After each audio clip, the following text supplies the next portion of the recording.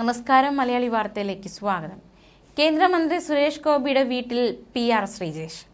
Olympics ഹോക്കിയിലെ വെങ്കല medal ജേതാവും മലയാളിയുമായ PR ശ്രീജേഷിനും കുടുംബത്തിനും സദ്യയൊരുക്കി കേന്ദ്ര സഹമന്ത്രിയുടെ സ്വീകരണം. വീട്ടിലാണ് സുരേഷ് ഗോപിയും ഭാര്യ രാധികയും ശ്രീജേഷിനും കുടുംബത്തിനുമായുള്ള സ്വീകരണവും സദ്യയുമൊക്കെ ഒരുക്കിയത്. ഒളിമ്പിക്സ് മെഡൽ ശ്രീജേഷ് കേന്ദ്രമന്ത്രിക്ക് കാണിച്ചു കൊടുത്തു.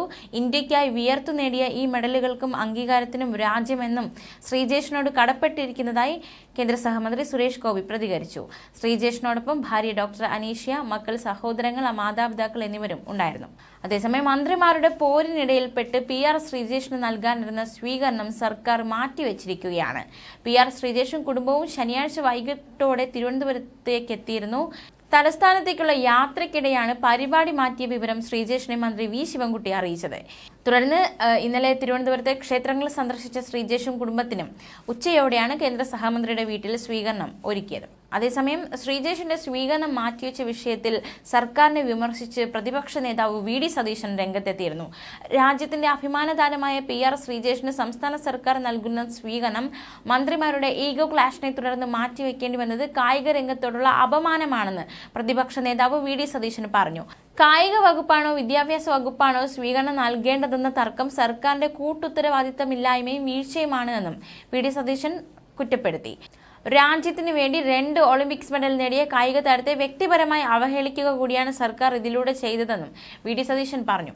മന്ത്രിമാർ തമ്മിലുള്ള തർക്കവും ഒടുവിൽ മുഖ്യമന്ത്രി ഇടപെട്ട് ചടങ്ങ് മാറ്റിവെച്ചതുമൊന്നും അറിയാതെ ശ്രീജേഷും കുടുംബവും സ്വീകരണ ചടങ്ങിന് തിരുവനന്തപുരത്തേക്ക് തിരിച്ചിരുന്നു.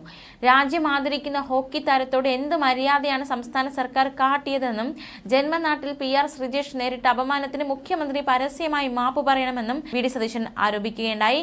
ഇനി ഒരു കായിക താരത്തിനും ഇത്തരമൊരു അവസ്ഥ ഉണ്ടാകരുത്. അഭിമാന താരങ്ങളെ അപമാനിക്കാതിരിക്കാനെങ്കിലും സംസ്ഥാന സർക്കാർ ശ്രദ്ധിക്കണമെന്നും VD സതീശൻ വ്യക്തമാക്കി.